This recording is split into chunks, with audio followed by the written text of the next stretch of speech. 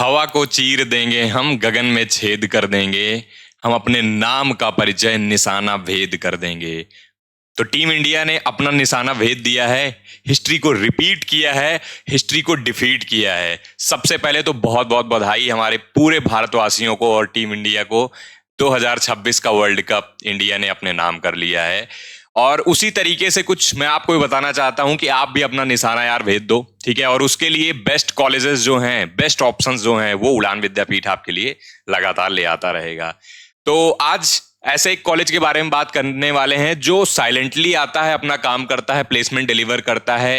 ये एडवर्टाइजमेंट, ये सारी चीजों की चकाचौंध से दूर, but the God of mathematics माने जाने वाला ये college ISI Kolkata, Indian statistical institute Kolkata.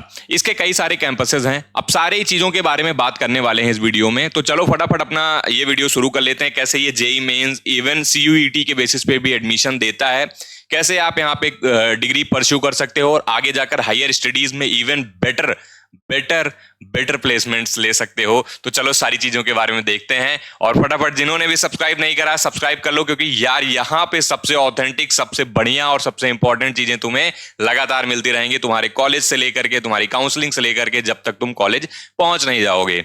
चलो स्टार्ट करते हैं अपना आईएसआई कोलकाता के बारे में। देखो हम लोग किस किस चीजों पे चर्चा करने वाले हैं, तुम देख लो।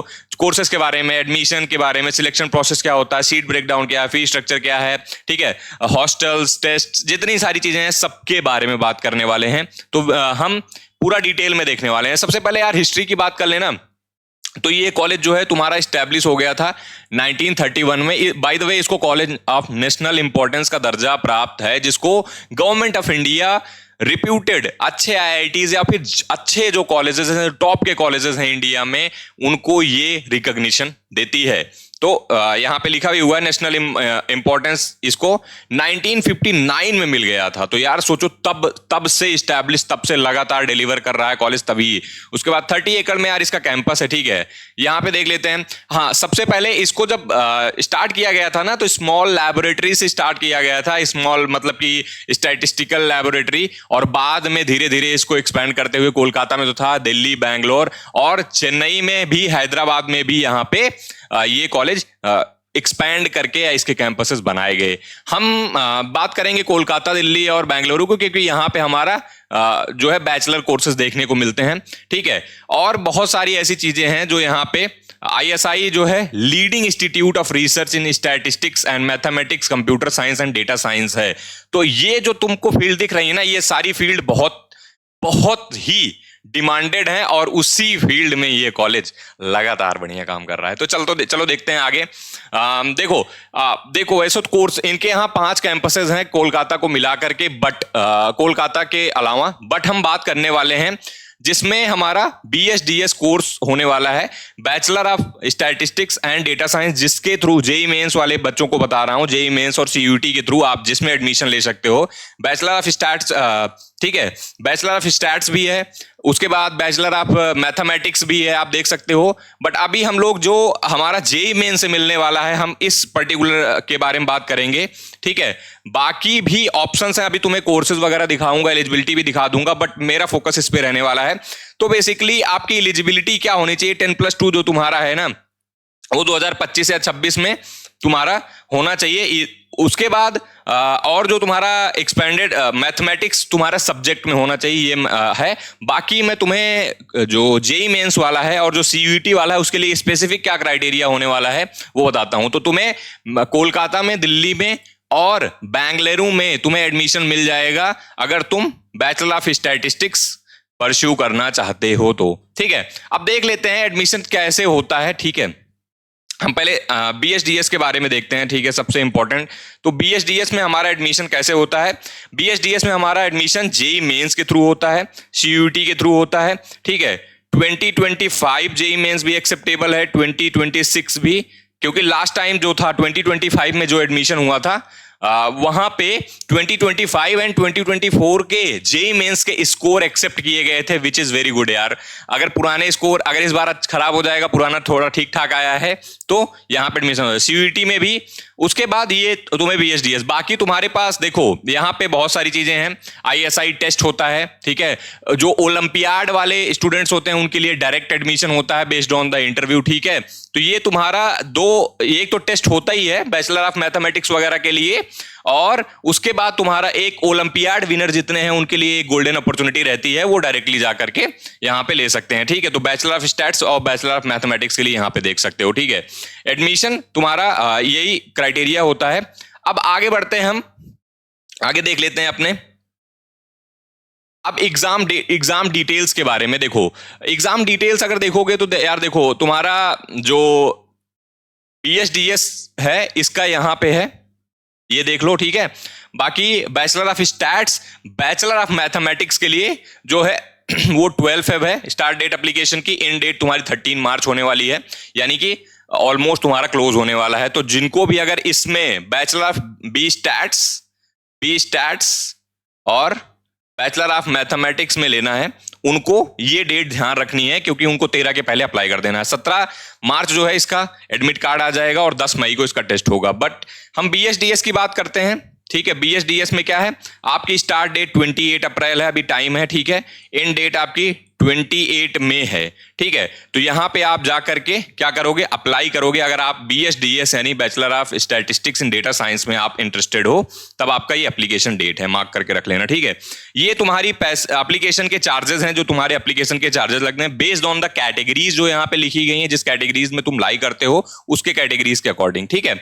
चलते हैं, हम देख लेते हैं यार टेस्ट डिटेल्स। देखो बैचलर ऑफ स्टैट्स और बैचलर ऑफ मैथमेटिक्स का क्या होगा, ठीक है। लोकेशन ये रहने वाली है, और इनके बहुत सारे टेस्ट सिटीज हैं। जो मैथमेटिक्स के पेपर होते हैं, मैथमेटिक्स क्योंकि सारा कुछ मैथमेटिक्स से रिलेटेड है, ठीक है। और जो तुम्हारा 2 घंटे का होता है, ठीक है, आफ्टरनून 2 से 4 यहाँ पे लिखा गया है फिर, और जो इसके पहले है वो तुम्हारा 10:30 से 12:30 है, ठीक है।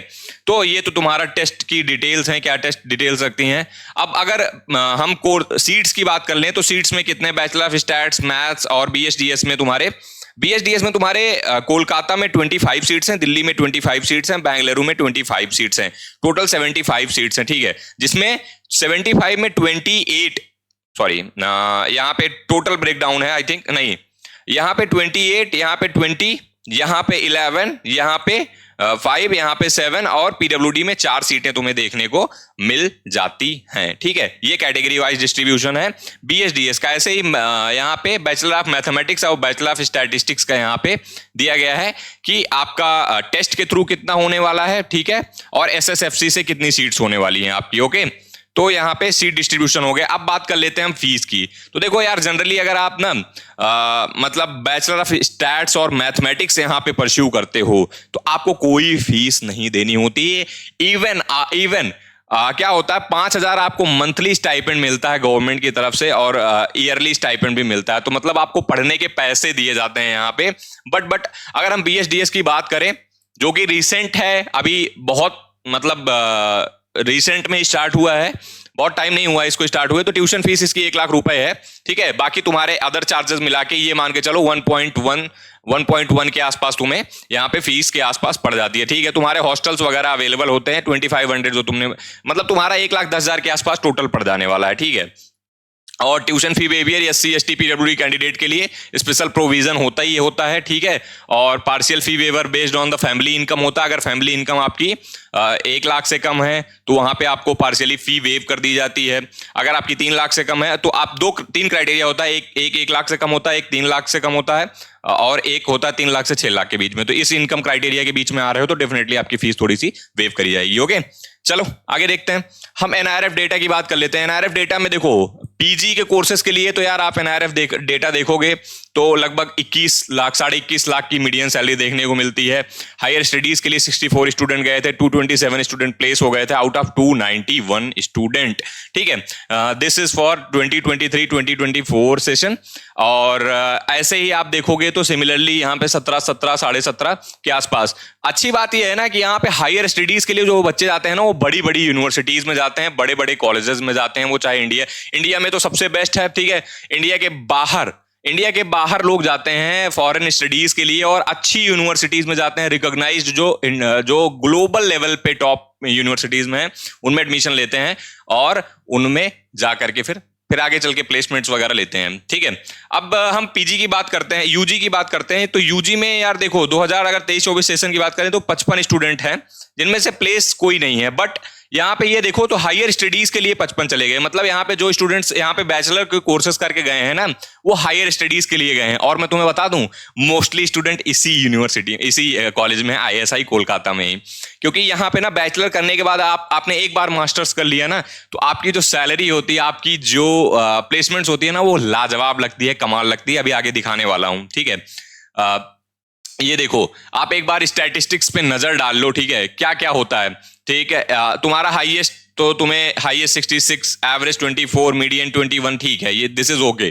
ठीक है, यहाँ पे देखो, तुम सेक्टर वाइज देख लो एक बार, कंसल्टिंग में कितने पैकेजेस लग रहे हैं। ठीक है, फार्मा में कितने लग रहे हैं, AIML में कितने लग रहे हैं, ऐसे करके तुम यहाँ पे देखो, सब में तुम्हें 66, 25, 21, 37, 25, 23, 28, 23, 21, 21, 20, तो ऐसे करके तुम्हारे यहाँ पे पैकेज लगते हैं। तुम्हारे पास जो कंपनीज होती हैं, जो इंडिया की टॉप कंपनीज, इवन बाहर की भी ग्लोबल की जो टॉप कंपनीज है, वो तुम्हें यहां पे प्लेसमेंट देके जाती हैं। बिकॉज डेटा साइंस इज इस समय फ्यूचर ऑफ ग्लोब।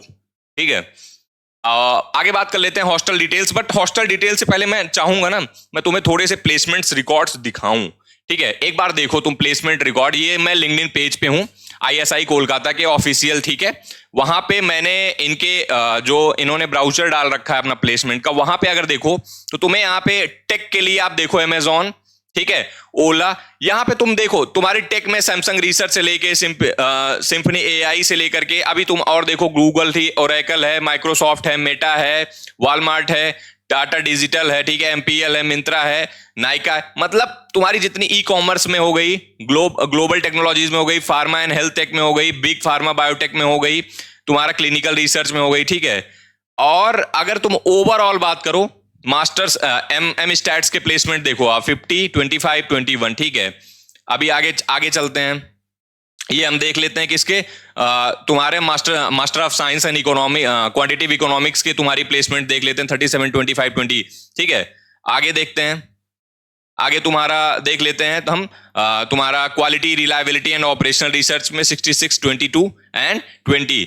ठीक है, ऐसे करके अगर ओवरऑल हम बात करें, एमटेक इन कंप्यूटर साइंस की बात कर लें, एमटेक इन कंप्यूटर साइंस देखो 37, 19 और 18 LPA। तो तुम्हारे ना पैकेजेस जितने यहाँ पे मास्टर कोर्सेज हैं, सब में पैकेज अच्छे लगते हैं, और इवन बैचलर में भी बहुत अच्छे कोर्सेज लगने वाले हैं। बिकॉज जिस कॉलेज में इतनी सारी अच्छी कंपनीज आती हैं, इतना अच्छा प्लेटफॉर्म मिलता है, इतनी अपॉर्चुनिटी मिलती है, वहां पे डेफिनेटली तुम्हारा प्लेसमेंट अच्छा होने वाला है। बट मास्टर्स में ये पैकेजेस बड़े क्यों हो जाते हैं? क्योंकि यार डेटा साइंस में मास्टर्स करना is itself a very big thing. ठीक है, अब आगे देख लेते हैं। वैसे तो अब आगे अगर ओवरऑल देखो, क्रिप्टोलॉजी और सिक्योरिटी में देख लो। ठीक है, तुम ओवरऑल तुम यार इंटर्नशिप देखो, इनकी 3.2 लाख है, स्टैट्स में 1.8 लाख एवरेज मंथली स्टाइपेंड है, median monthly stipend 1.5। MTech CS में तुम्हारा मीडियन 1.1 है, MSQE में तुम्हारा 75K है, QROR में तुम्हारा 90 है। तुम देख रहे हो हाईएस्ट जो तुम्हारा 1.3 के आसपास, तुम्हारा एवरेज किसी का 1.8 है, किसी का 1.2 है, किसी का 64 है, और 6 मंथ इंटर्नशिप में भी तुम्हारा 65K, 65 लगभग जितना लोगों की सैलरी होती है ना नॉर्मल बीटेक वगैरह में, उतना तो इनको इंटर्नशिप में स्टाइपेंड वगैरह मिल रहा होता है। तो यार ये बहुत बढ़िया चीज है। और ओवरऑल अगर हम पूरे उस पे नजर डाल लें तो तुम्हारा ये सेक्टर वाइज प्लेसमेंट यहाँ पे जो टेक का है, कंसल्टिंग का है, फार्मा का है, मैनेजमेंट का है, सबका यहाँ पे तुम देख सकते हो। तुम्हारा एवरेज जो है 25, 23, 20 के आसपास है, 20 के नीचे नहीं गया है। ठीक है, तो और अगर हॉस्टल्स वगैरह बात करें तो तुमको ऑन कैंपस तुम्हारी फैसिलिटीज मिलती हैं, हॉस्टल्स मिल जाते हैं तुम्हें, ठीक है। नॉर्मल रेंट चार्ज किया था, जो भी है एक्सपेंस वगैरह वो सारी चीजें हैं तुम्हारी। कोलकाता, दिल्ली, बैंगलोर, हैदराबाद, ठीक है, सारी फैसिलिटीज तुम्हें मिल जाती हैं यहाँ पे। सारे यहाँ पे हॉस्टल्स अवेलेबल हैं, ठीक है। और जो फ्री बेसिक मेडिकल फैसिलिटीज हैं वो तो तुम्हें वहाँ पे कैंपस में मिलती हैं, और भी बहुत सारी चीजें हैं, बट बहुत सारा चीजें हम नहीं करेंगे क्योंकि बहुत लंबा हो जाएगा वीडियो। एलुमिनाइज के ऊपर एक बार नजर डाल देते हैं। SR श्रीनिवास वर्धमान सर, ये इंडियन अमेरिकन मैथमेटिक स्टैटिस्टिशियन है। देखो इसमें तुम्हें जितने लोग मिलेंगे ना, सब डेटा साइंस, मैथमेटिक्स, क्रिप्टोग्राफी, इन सबसे जुड़े हुए मिलेंगे, और these are the very big name. तुम हो सकता है नहीं जानते हो, but these are the big names, ठीक है।